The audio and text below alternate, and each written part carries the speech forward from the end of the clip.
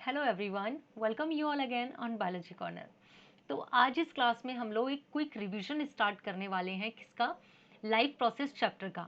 Life process chapter को although हम already complete कर चुके हैं अलग अलग पार्ट्स में डिटेल में, लेकिन आज यहाँ केवल एक क्विक रिवीजन करेंगे। जो भी प्रोसेस लाइफ प्रोसेस चैप्टर के अंदर है उन्हें स्टोरी के फॉर्म में एक बार समझेंगे, ठीक है, ताकि एग्जाम के एक दिन पहले इसे देखने में आसानी हो सके, ठीक है।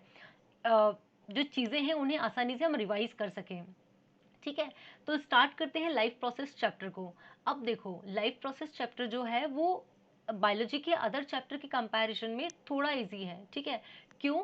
क्योंकि इस पूरे चैप्टर के अंदर हम वो सारी चीज़ें पढ़ते हैं जो कि हमसे रिलेटेड है, जो एक लिविंग बॉडी से रिलेटेड है, ठीक है। किस तरह एक लिविंग बॉडी खाना मतलब किस तरह एक ह्यूमन बॉडी या एक लिविंग बॉडी जो है वो खाना ले रहा है, देन खाने को किस तरह वो खाने में जो न्यूट्रिएंट्स हैं उन्हें किस तरह एब्जॉर्ब कर रही है ह्यूमन बॉडी या लिविंग बॉडी, देन खाने को डाइजेस्ट किस तरह कर रही है, डाइजेस्ट करने के बाद एनर्जी का प्रोडक्शन किस तरह हो रहा है बॉडी में, एनर्जी प्रोडक्शन के बाद क्या जो डाइजेस्टेड फूड है उसे बॉडी के अलग अलग पार्ट्स में किस तरह पहुंचा रहा है, किस तरह पहुंचा रही है हमारी बॉडी, ठीक है।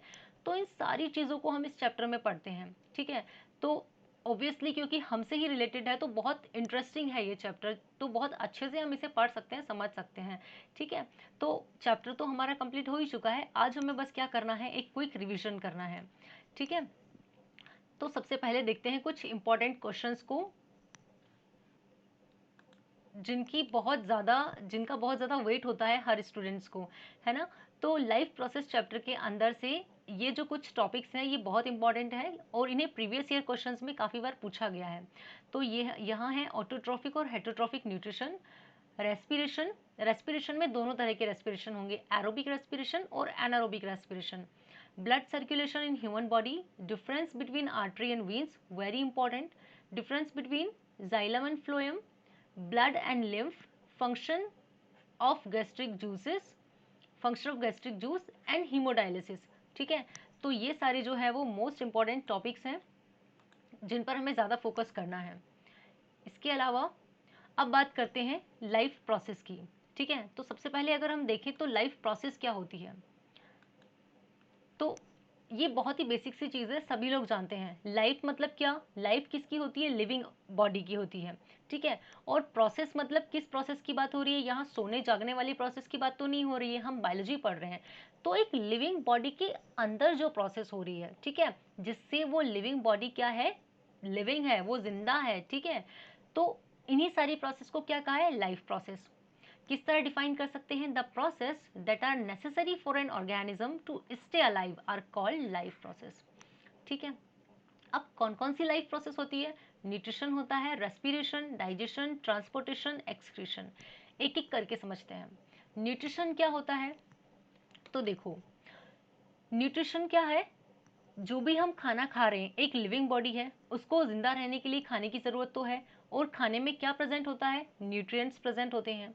और यहाँ हम बेसिकली कौन कौन से न्यूट्रिएंट्स की बात कर रहे हैं? यहाँ हम बात कर रहे हैं कार्बोहाइड्रेट की, ठीक है, प्रोटीन्स की, प्रोटीन्स के अलावा विटामिन्स, मिनरल्स, ठीक है, इन सारी चीज़ों की हम यहाँ बात कर रहे हैं। फैट्स भी इसमें इंक्लूड होता है, ठीक है। अब ये सारे न्यूट्रिएंट्स हैं, ये हमारे फूड में प्रेजेंट होते हैं, ठीक है। अब जो फूड हम ले रहे हैं उसमें जो न्यूट्रिएंट्स है उसे हमारी बॉडी किस तरह ले रही है और किस तरह यूटिलाइज कर रही है, ठीक है, इसे ही क्या कहते हैं? न्यूट्रिशन कहते हैं। या फिर सिंपली ये हम बोल सकते हैं कि न्यूट्रिशन क्या है? Obtaining food and utilize it, ठीक है, ये न्यूट्रिशन है। रेस्पिरेशन क्या है? प्रोडक्शन ऑफ एनर्जी क्या है? रेस्पिरेशन है। जो हमने खाना लिया है उस खाने से हम एनर्जी जनरेट करेंगे, एनर्जी जनरेट करेंगे तभी हमारी बॉडी की जो सेलुलर एक्टिविटीज़ है वो हो पाएगी, ठीक है। तो रेस्पिरेशन क्या है? प्रोडक्शन ऑफ एनर्जी है।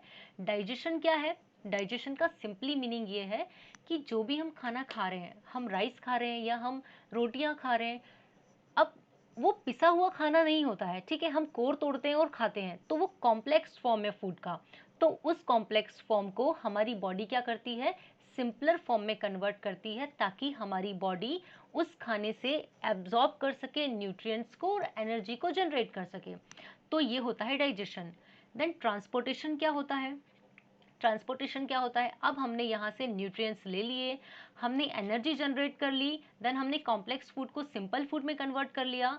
अब क्या होगा, अब जो हमने एनर्जी जनरेट की है, जो डाइजेस्टेड फूड है, उसे बॉडी के अलग अलग पार्ट्स तक पहुंचाना भी तो पड़ेगा। ठीक है, तो ये प्रोसेस क्या होती है, ट्रांसपोर्टेशन होती है।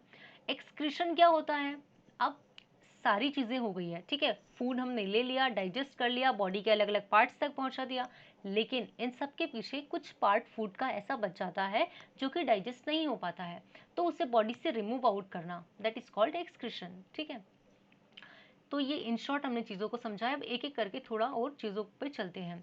ठीक है, तो देखिए, सबसे पहले न्यूट्रिशन की डेफिनेशन हम लोग देख चुके हैं। क्या है nutrition, the process by which the living organism receive and utilize the nutrients from food material for their survival growth is called nutrition. ठीक है, अब यहाँ जब न्यूट्रिशन की बात आती है तो न्यूट्रिशन जो होता है वो टू टाइप्स का होता है, ऑटोट्रॉफिक न्यूट्रिशन और हेट्रोट्रॉफिक न्यूट्रिशन। तो देखो, इसे बहुत आसानी से समझने के लिए हम यहाँ वर्ड को ब्रेक कर सकते हैं। ऑटो का मतलब होता है सेल्फ और ट्रॉफिक का मतलब यहाँ होता है फूड, मतलब ऐसा ऑर्गेनिज्म जो अपना फूड खुद सिंथेसिस कर रहा है, उस ऑर्गेनिज्म को हम ऑटोट्रॉफिक ऑर्गेनिज्म कहेंगे, और इस तरह के न्यूट्रिशन को ऑटोट्रॉफिक न्यूट्रिशन कहेंगे।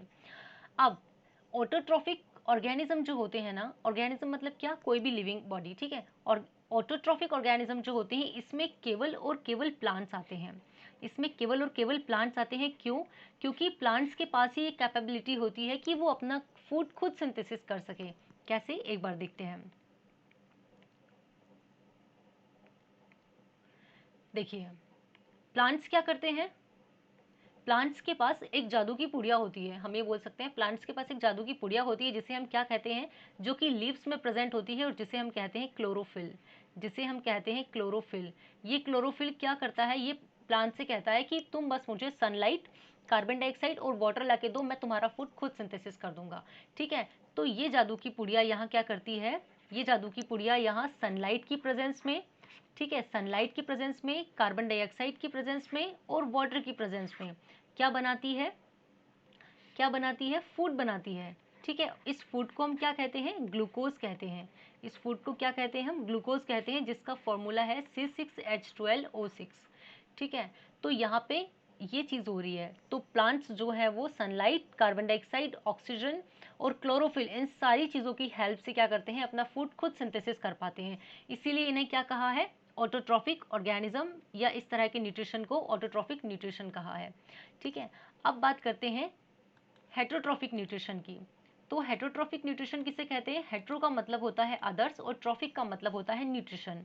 ठीक है, हेट्रो का मतलब होता है अदर्स और ट्रॉफिक का मतलब होता है न्यूट्रिशन।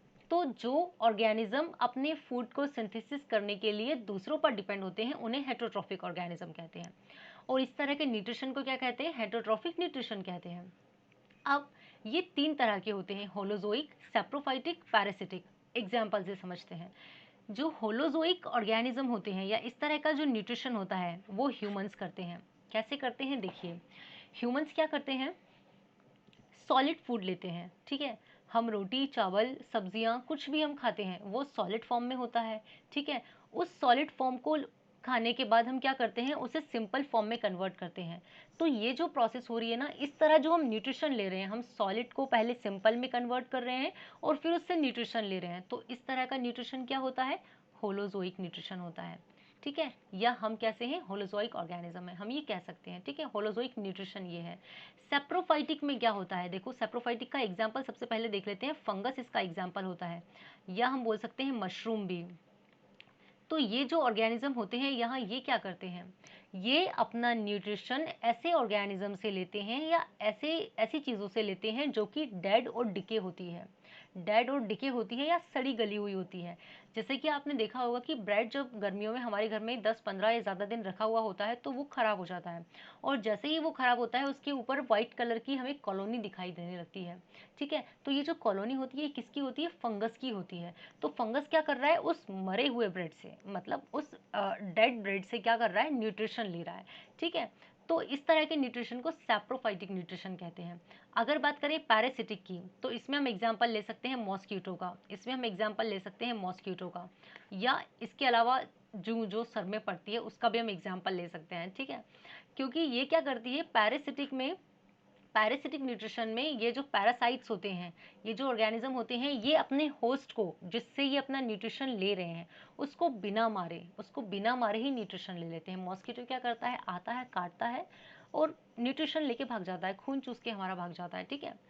तो यहाँ पे ये पेन हो रहा है लेकिन किल नहीं कर रहा है, ठीक है। तो इस तरह का जो न्यूट्रिशन होता है उसे पैरासिटिक न्यूट्रिशन कहते हैं। ये क्लियर हुआ? आगे चलते हैं। अभी हमने ऑटोट्रॉफिक न्यूट्रिशन देख लिया, ठीक है। अगर हम रिएक्शन, हाँ रिएक्शन भी हम यहाँ देख सकते हैं क्या होता है।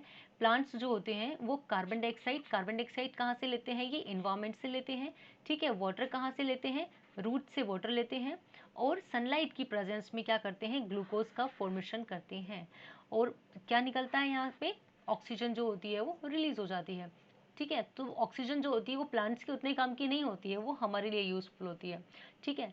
तो ये हुआ ऑटोट्रॉफिक न्यूट्रिशन। इसके बाद हमने हेटरोट्रॉफिक न्यूट्रिशन भी पढ़ लिया। अब बात करते हैं, यस, ये तीनों स्टेप यहाँ मोस्ट इंपॉर्टेंट है, ठीक है।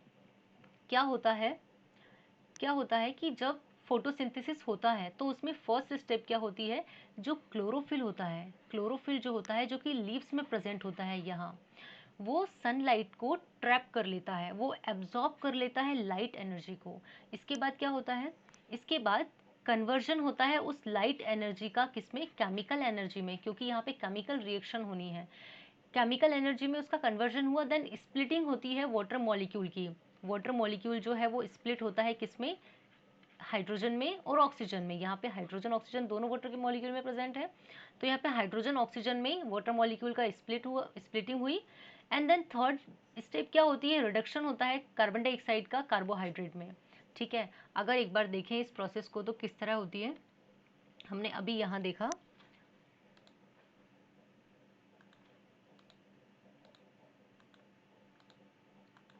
ये देखिए यहाँ पे क्या हो रहा है, कार्बन डाइऑक्साइड ले रहे हैं हम इन्वायरमेंट से, रूट से हम ले रहे हैं वाटर, ठीक है, और सोलर एनर्जी की प्रेजेंस में या सनलाइट की प्रेजेंस में यहाँ पे क्या हो रहा है, ग्लूकोज फॉर्म हो रहा है, ठीक है। ग्लूकोज फॉर्म हो रहा है जो कि कार्बन डाइऑक्साइड वाटर से ही बना है, ठीक है। तो ये ग्लूकोज जो प्लांट्स ने बनाया है, जो अपना फूड खुद सिंथेसिस किया है, इसी बेस पर इन्हें क्या कहा है, इसी बेस पर इन्हें कहा है ऑटोट्रॉफिक ऑर्गेनिज्म, ठीक है। आगे बात करते हैं, अब बात करते हैं डाइजेशन की, ठीक है। न्यूट्रिशन हो गया, डाइजेशन की बात करते हैं। तो डाइजेशन में हमने क्या पढ़ा कि डाइजेशन क्या है, बेसिकली जो हम कॉम्प्लेक्स फूड ले रहे हैं उस कॉम्प्लेक्स फूड को सिंपलर फूड में कन्वर्ट करना क्या है, डाइजेशन है। अब देखो, सबसे पहले बात करते हैं कि डाइजेशन की प्रोसेस में हमारी बॉडी के कौन कौन से पार्ट्स जो हैं वो इन्वॉल्व हो रहे हैं, ठीक है। वहाँ से पहले समझते हैं। ये यहाँ से डाइजेशन शुरू हो जाता है हमारे माउथ से ही। जो मेन चीज़ें हैं वो जो यहाँ इन्वॉल्व हो रही है, अभी हम पहले उसके बारे में बात करेंगे, ठीक है। अब जैसे ही हमने यहाँ पे फूड इंटेक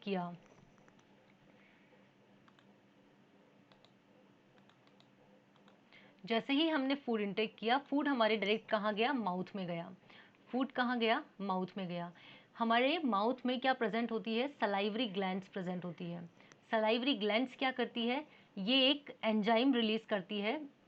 सलाइवरी ग्लैंड से सलाइवा रिलीज होता है और सलाइवा में एक एंजाइम प्रेजेंट होता है जिसे सलाइवरी अमाइलेज कहते हैं, जिसे हम क्या कहते हैं, सलाइवरी अमाइलेज कहते हैं। ये सलाइवरी अमाइलेज क्या करता है, हमारे फूड में जो कार्बोहाइड्रेट होता है, जो स्टार्च होता है, उसे माल्टोज में कन्वर्ट कर देता है, या हम कह सकते हैं कि कॉम्प्लेक्स फूड को सिंपलर फूड में कन्वर्ट कर देता है। सलाइवरी ग्लैंड ने अपना काम कर दिया, यहाँ पे फूड का पार्शियल डाइजेशन हो गया, यहाँ से ईसोफेगस के थ्रू खाना गया हमारे स्टमक में, ठीक है। स्टमक में क्या होता है, कई सारी गैस्ट्रिक ग्लैंड्स यहाँ प्रेजेंट होती है। यहाँ गैस्ट्रिक ग्लैंड्स प्रेजेंट होती है जो कि गैस्ट्रिक जूसेस सीक्रेट करती है। कौन कौन सी gastric juice, HCl, pepsin, pepsin और म्यूकस, ठीक है। ये गैस्ट्रिक जूसेस ये सीक्रेट करती है। इनका क्या काम है, आगे हम पढ़ते हैं, ठीक है। यहाँ पे खाने का पार्शियल डाइजेशन हुआ, देन खाना यहाँ से जाता है स्मॉल इंटेस्टाइन में, और small intestine is the site where the complete digestion of food is occur, ठीक है, यहाँ पे फूड का कंप्लीट डाइजेशन हो जाता है। ठीक है, यहाँ भी कुछ जूस सीक्रेट होते हैं, कौन कौन से होते हैं इसकी बात अभी हम आगे करेंगे। ठीक है, अब सबसे पहले देखते हैं, जैसे ही फूड हमारे माउथ में इंटर होता है, जैसे ही फूड हमारे माउथ में इंटर होता है, क्या होता है, सबसे पहले किसके किसके हिस्से में आता है, टीथ के हिस्से में आता है। तो टीथ क्या करता है, ब्रेक कर देता है फूड को। देन टंग टंग क्या करती है, रोलिंग कर देती है फूड की। देन आता है सलाइवरी ग्लैंड, यहाँ पे होता है मेन इंपॉर्टेंट काम। सलाइवरी ग्लैंड ने प्रोड्यूस किया सलाइवा, जिसमें है सलाइवरी अमाइलेज, और सलाइवरी अमाइलेज ने क्या कर दिया, स्टार्च को शुगर में कन्वर्ट कर दिया। यहाँ तक हम पढ़ चुके हैं। अब इसके बाद ईसोफेगस के थ्रू खाना जाता है हमारे स्टमक में, ईसोफेगस के थ्रू खाना जाता है हमारे स्टमक में, लेकिन ईसोफेगस में किसी भी तरह का डाइजेशन नहीं होता है। क्यों? क्योंकि ईसोफेगस में कोई एंजाइम प्रेजेंट नहीं होता है, और जो डाइजेशन होता है वो हमेशा एंजाइम की हेल्प से ही होता है। ठीक है, तो ईसोफेगस ने क्या किया, ईसोफेगस में बेसिकली क्या होता है, पेरिस्टाल्टिक मूवमेंट होता है। पेरिस्टाल्टिक मूवमेंट होता है जिसकी वजह से खाना जो है वो नीचे की तरफ सरकता जाता है। ठीक है, और हमारे स्टमक में आ जाता है। अब स्टमक में क्या होगा, स्टमक जो है इसके पास गैस्ट्रिक ग्लैंड्स होती है, जो कि गैस्ट्रिक जूस को रिलीज करती है।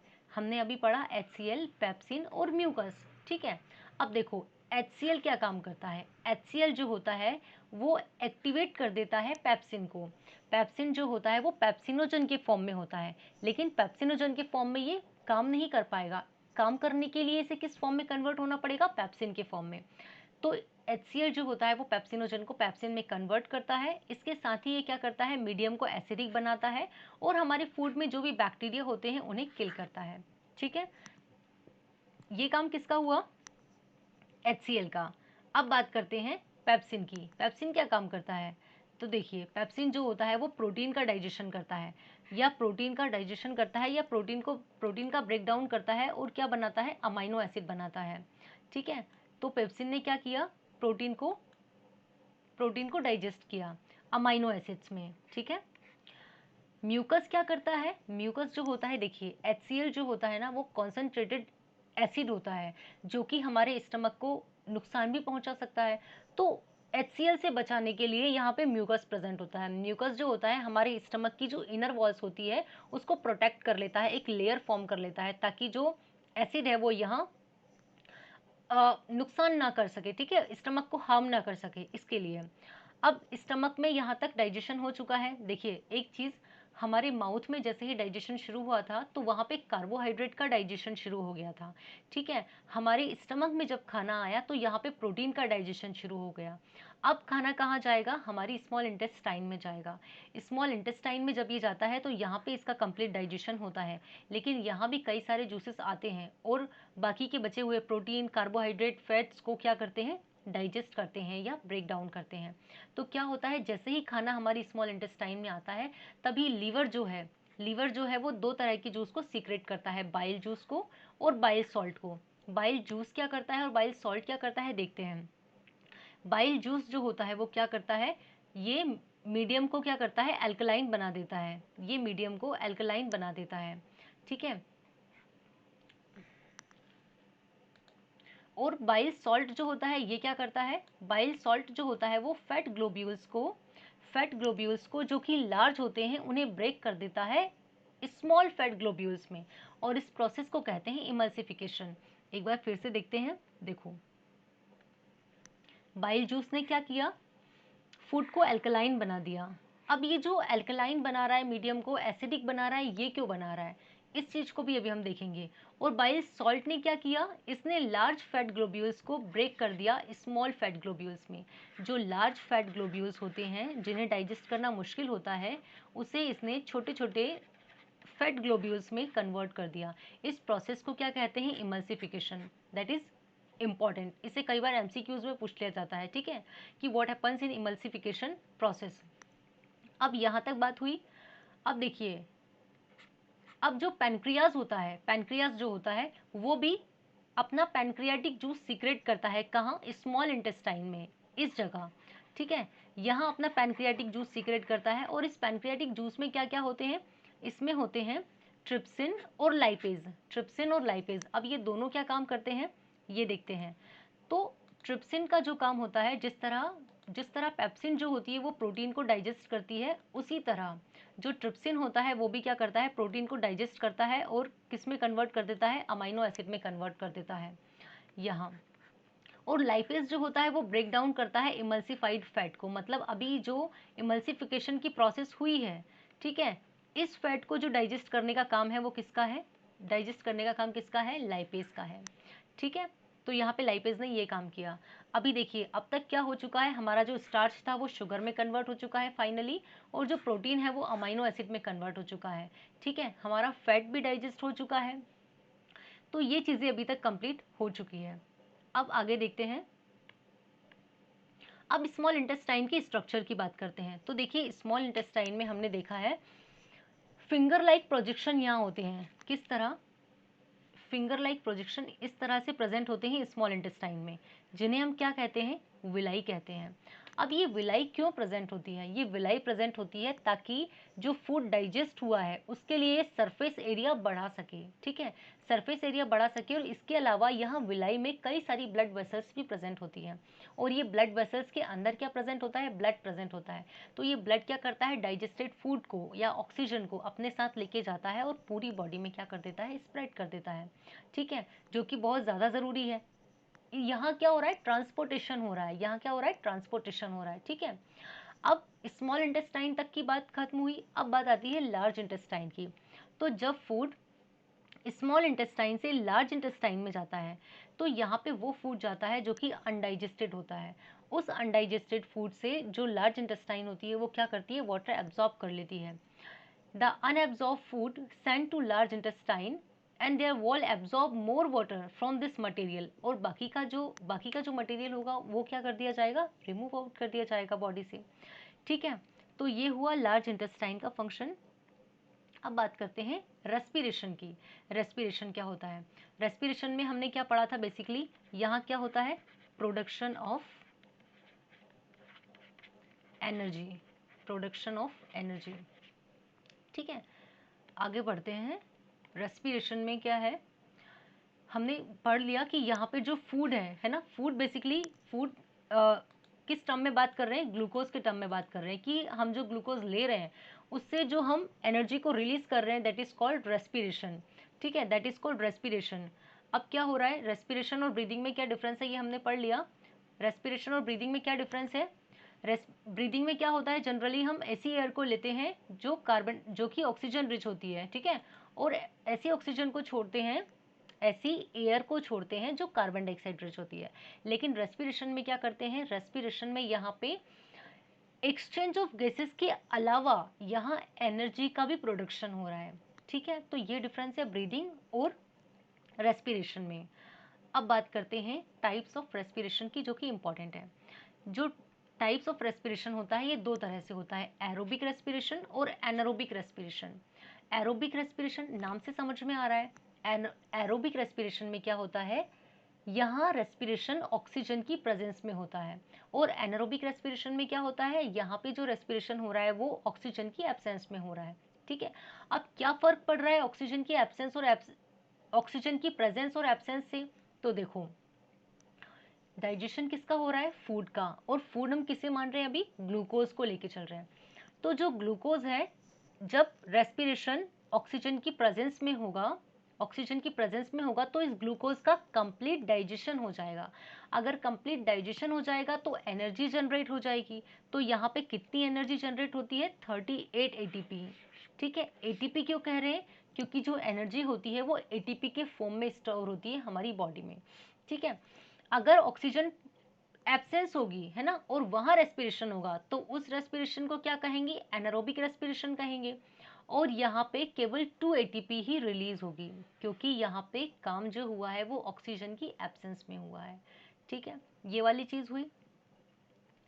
अब आगे देखते हैं, यहाँ जो बहुत इंपॉर्टेंट चीजें हैं वो ये हैं, इन तीनों स्टेप्स को याद करना बहुत इंपॉर्टेंट है।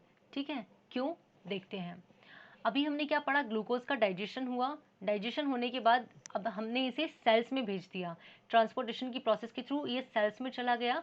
अब देखो सबको पता है ना, सेल्स के बारे में ऑलरेडी पढ़ चुके हैं। सेल्स में ये न्यूक्लियस प्रेजेंट होता है और ये साइटोप्लाज्मा प्रेजेंट होता है और यहाँ पे सेल ऑर्गेनल्स प्रेजेंट होते हैं।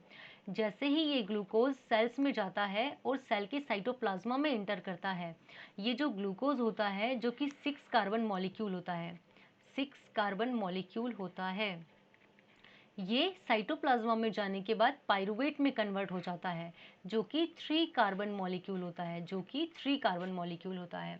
ठीक है, ये वाली चीज़ हुई। अब यहाँ तक तो चीज़ ठीक थी, लेकिन पाइरुवेट का जो फर्दर ब्रेकडाउन होगा वो 3 तरह से होगा, 3 तरह से होगा। कैसे, वो देखते हैं। सबसे पहले देखते हैं ह्यूमंस में, सबसे पहले देखते हैं हम ह्यूमंस में। ह्यूमंस में पता है कि ऑक्सीजन प्रेजेंट होती है, होती है, होती है, तभी हम जिंदा हैं। ठीक है, तो ऑक्सीजन की प्रेजेंस में यहाँ रेस्पिरेशन होगा, पाइरुवेट का फर्दर ब्रेकडाउन होगा। तो क्या होता है, जब ह्यूमंस में ऑक्सीजन की प्रेजेंस में पाइरुवेट का ब्रेकडाउन होता है तो जो बाई प्रोडक्ट बनता है, ये मोस्ट इंपॉर्टेंट है, बाई प्रोडक्ट याद रखना। तो जो बाई प्रोडक्ट बनता है वो क्या बनता है, कार्बन डाइऑक्साइड बनता है। ठीक है, इसके अलावा वाटर और एनर्जी यहाँ से रिलीज होते हैं। ठीक है, ये तो हुई ह्यूमन की बात। और ये प्रोसेस कहाँ हो रही है, माइटोकॉन्ड्रिया में हो रही है। ठीक है, क्योंकि माइटोकॉन्ड्रिया में ही एनर्जी का क्या होता है, जनरेशन होता है और यहाँ पे एनर्जी स्टोर होती है। ठीक है, इसके अलावा अगर बात करें उस कंडीशन में जहाँ पे ऑक्सीजन की कमी होती है, जहाँ पे ऑक्सीजन की कमी होती है, ठीक है, कहाँ, मसल सेल्स में। ठीक है, मसल सेल्स में। और ये वाली सिचुएशन कब आती है, देखो, जब भी हम कोई ज़्यादा, जब जब भी हम कोई ज़्यादा तेज कोई एक्टिविटी कर रहे हैं, जैसे हम रनिंग कर रहे हैं, हम एक्सरसाइज कर रहे हैं या लड़ाई कर रहे हैं, कुछ भी कर रहे हैं, तो उस टाइम हमारी बॉडी को ज़्यादा एनर्जी की नीड होती है। हम तेज़ वर्क कर रहे हैं तो हमारी बॉडी को ज़्यादा एनर्जी की नीड होगी। तो उस टाइम क्या होता है कि हमारी बॉडी में उतनी ऑक्सीजन प्रेजेंट नहीं हो पाती है जितनी उस समय हमें नीड होती है। तो इस केस में क्या होता है, इस केस में यहाँ पे कार्बन डाइऑक्साइड ना बन के किसका फॉर्मेशन हो जाता है, लैक्टिक एसिड का फॉर्मेशन हो जाता है। और आपने देखा होगा जब हम बहुत ज़्यादा एक्सरसाइज करते हैं तो हमारी बॉडी में क्रैम्प बन जाते हैं, है ना, हमारी बॉडी में अकड़न आ जाती है। तो वो किस कारण आती है, लैक्टिक एसिड के क्रिस्टल्स वहाँ फॉर्म हो जाते हैं। ठीक है, और उस वजह से क्या होता है, हमारी बॉडी में अकड़न या क्रैम्प आ जाते हैं। ठीक है, और यहाँ पे एनर्जी रिलीज होगी बट उतनी ज़्यादा नहीं होगी जितनी यहाँ हुई है ऑक्सीजन की प्रेजेंस वाले केस में। ये वाली जो प्रोसेस है ये कहाँ हो रही है, मसल सेल्स में हो रही है। ठीक है, और इसमें बाई प्रोडक्ट क्या बन रहा है, लैक्टिक एसिड बन रहा है। इस चीज़ को याद रखना, मोस्ट इंपॉर्टेंट है कि बाई प्रोडक्ट क्या बन रहा है। यहाँ पे लैक्टिक एसिड बन रहा है। ठीक है, यहाँ पे लैक्टिक एसिड बन रहा है, लैक्टिक एसिड बन रहा है, और यहाँ क्या बन रहा है, कार्बन डाइऑक्साइड बन रहा है। अब बात करते हैं तीसरे केस की, जो कि यीस्ट में होती है। यीस्ट में ऑक्सीजन प्रेजेंट नहीं होता है। ठीक है, तो यहाँ पे जो पाइरुवेट होता है वो किस में कन्वर्ट होता है, इथेनॉल में कन्वर्ट होता है। तो यहाँ बाई प्रोडक्ट क्या बना, यहाँ बाई प्रोडक्ट बना हमारा इथेनॉल। ठीक है, और साथ में कार्बन डाइऑक्साइड और एनर्जी रिलीज हुई। तो ये 3 स्टेप्स को याद रखना मोस्ट इंपॉर्टेंट है। ठीक है, बस याद क्या रखना है हमें कि यहाँ पे एब्सेंस ऑफ ऑक्सीजन में जो यीस्ट में हो रही है उसमें बाई प्रोडक्ट इथेनॉल बन रहा है। जो लैक ऑफ ऑक्सीजन की प्रेजेंस, जो लैक ऑफ ऑक्सीजन वाले केस में हो रही है, किस में हो रही है, मसल सेल्स में, उसमें बाई प्रोडक्ट क्या बन रहा है, लैक्टिक एसिड। और जो प्रेजेंस ऑफ ऑक्सीजन में हो रही है उसमें बाई प्रोडक्ट क्या बन रहा है, कार्बन डाइऑक्साइड। और कहाँ हो रही है, माइटोकॉन्ड्रिया में हो रही है। ठीक है, ये वाली चीज हुई। आगे बढ़ते हैं। अब यहाँ 4 स्टेप्स यहाँ देखने को मिलती है, कौन कौन सी। सबसे पहले हमने क्या किया, देखो रेस्पिरेशन की प्रोसेस कहाँ से शुरू होती है, अब यहाँ बात आती है। हमने क्या किया, सबसे पहले ब्रीदिंग की।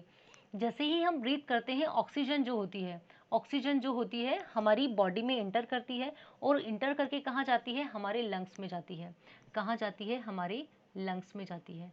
लंग्स में कहाँ, लंग्स में जो एल्वियोली स्ट्रक्चर प्रेजेंट होता है पॉपकॉर्न लाइक शेप का, है ना, यहाँ जाती है। अब यहाँ पे क्या, कई सारी ब्लड वेसल्स यहाँ प्रेजेंट होती है। तो यहाँ क्या होता है, गैस का एक्सचेंज होता है। कौन कौन सी गैस का, ऑक्सीजन का और कार्बन डाइऑक्साइड का। ऑक्सीजन जो हमने ली है और कार्बन डाइऑक्साइड जो हमारी बॉडी में जनरेट हुई है। ठीक है, तो एक्सचेंज होगा यहाँ पे किसके बीच में, लंग्स के बीच में और ब्लड के बीच में। देखो, लंग्स में ऑक्सीजन प्रेजेंट है, लंग्स में ऑक्सीजन प्रेजेंट है, तो यहाँ पे जो ब्लड है, यहाँ जो ब्लड वेसल है जिसके अंदर ब्लड फ्लो हो रहा है, ये ऑक्सीजन को ले लेगा और बॉडी में सप्लाई कर देगा ऑक्सीजन की। और ब्लड के पास, ब्लड वेसल्स के पास जो कार्बन डाइऑक्साइड है ये लंग्स में छोड़ देंगे, क्योंकि इन्हें पता है कि ये लंग्स जो है वो बॉडी से कार्बन डाइऑक्साइड को बाहर रिमूव कर देंगे। तो दूसरा स्टेप ये हुई, ठीक है। थर्ड स्टेप में क्या होता है, exchange of gases between blood and organ. अब ये ब्लड कहाँ गया, ये ब्लड ऑर्गन के पास गया है, ठीक है, ब्लड ऑर्गन के पास गया है। तो यहाँ पे ऑर्गन के पास भी कार्बन डाइऑक्साइड प्रेजेंट है, ठीक है, क्योंकि कई सारी सेल्स यहाँ हैं और यहाँ पे क्या हो रहा है, रेस्पिरेशन हो रहा है जहाँ की कार्बन डाइऑक्साइड बन रहा है। तो यहाँ से जो ब्लड है वो कार्बन डाइऑक्साइड ले जाएगा और ब्लड जो है वो यहाँ ऑक्सीजन दे जाएगा। तो तीसरा एक्सचेंज यहाँ हो गया। लास्ट में क्या होता है, सेल्यूलर रेस्पिरेशन होता है, जो कि हमने अभी पढ़ा है, ठीक है, पिछली स्लाइड में। सेल्यूलर रेस्पिरेशन होता है जिसमें ग्लूकोज पाइरुवेट में कन्वर्ट होता है एंड पाइरुवेट अगेन फिर ब्रेक डाउन होता है पाइरुवेट का, ठीक है। तो यहाँ पे ये 4 स्टेप है, मोस्ट इंपॉर्टेंट है, इन्हें भी याद रखना बहुत ज़रूरी है, ठीक है। अब बात करते हैं ह्यूमन रेस्पिरेटरी सिस्टम की। ह्यूमन रेस्पिरेटरी सिस्टम की अब बात करते हैं। सबसे पहले इसके स्ट्रक्चर को देखते हैं, क्या होता है। रेस्पिरेशन की प्रोसेस कहाँ से शुरू होती है, नेजल कैविटी से शुरू होती है। नेजल कैविटी से यहाँ से एयर जाती है, हमारे फेरिंग्स में जाएगी सबसे पहले। फेरिंग्स में जाने के बाद लैरिंग्स में जाएगी, ठीक है, लैरिंग्स ये वाला पार्ट। देन जाती है ट्रेकिया में, ये जो यहाँ पे रिंग लाइक स्ट्रक्चर हमें दिखाई दे रहा है, दिस इज ट्रेकिया, ठीक है। ट्रेकिया में सी शेप की जो रिंग्स होती है वो प्रेजेंट होती है ताकि जो वेंट पाइप है वो कॉन्ट्रैक्ट ना हो, ठीक है। एंड देन यहाँ पे जो ब्रोंकाई होती है वो फर्दर ब्रोंकियोल्स में डिवाइड हो जाती हैं। और ये जो ब्रोंकियोल्स होती हैं, ये जो ब्रोंकियोल्स होती हैं ये कहाँ जाके खुलती हैं, एल्वियोलाई में खुलती हैं। और इस एल्वियोलाई को हमने क्या कहा है, साइट ऑफ एक्सचेंज, जहाँ पे ऑक्सीजन और कार्बन डाइऑक्साइड का क्या होता है, एक्सचेंज होता है, ठीक है। और जो प्रोसीजर है उसे हमने अभी डिस्कस किया है कि किस तरह चीज़ें यहाँ जो है वो आगे बढ़ रही है। अब देखते हैं मैकेनिज्म ऑफ ब्रीदिंग जिसमें डायफ्राम का रोल है। तो देखो यहाँ केवल हमें दो चीज़ें देखने को मिलती है, ठीक है। जब हम ब्रीथ इन करते हैं, जैसे ही हम ब्रीथ इन करते हैं तो क्या होता है, हमारे जो लंग्स होते हैं वो फूल जाते हैं। जैसे ही हमारे लंग्स फूलते हैं तो उनका शेप क्या होता है, बड़ा हो जाता है। और जैसे ही उनका शेप बड़ा होता है तो वो ज़्यादा ज़्यादा स्पेस वो घेरते हैं। तो डायफ्राम जो कि यहाँ लंग्स के नीचे की तरफ प्रेजेंट है, ये क्या होता है, लंग्स के नीचे की तरफ प्रेजेंट है, ये क्या होता है, नीचे मूव कर जाता है, ठीक है। लंग्स का क्या होगा, शेप अगर बढ़ेगा, ठीक है, तो हर तरफ से बढ़ेगा तो क्या होगा, जो डायफ्राम है वो नीचे की तरफ मूव कर जाएगा। और जैसे ही हम एयर को बाहर निकालेंगे तो जो लंग्स हैं वो अपने नॉर्मल शेप में आ जाएंगे। तो जो डायफ्राम है वो क्या हो जाएगा, मूव्स, वापस से क्या होगा, ऊपर की तरफ मूव हो जाएगा, है ना। तो यहाँ पे जो डायफ्राम है उसके मूवमेंट के बेस पर यहाँ पे ये दो डायग्राम देखे हैं, ठीक है।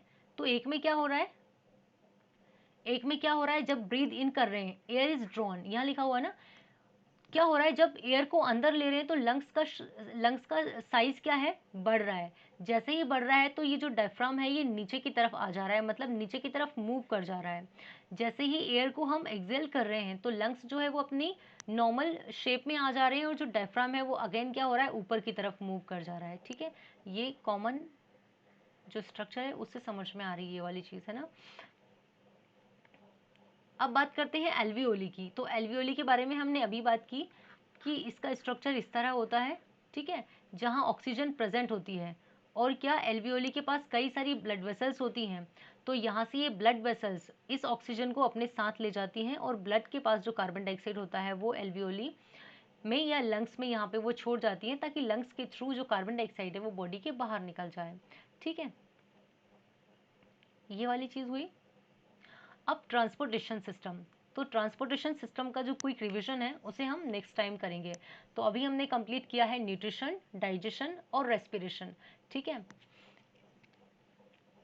ट्रांसपोर्टेशन को हम नेक्स्ट स्लाइड में कन्वर्ट करेंगे। And please if you like this video, if you like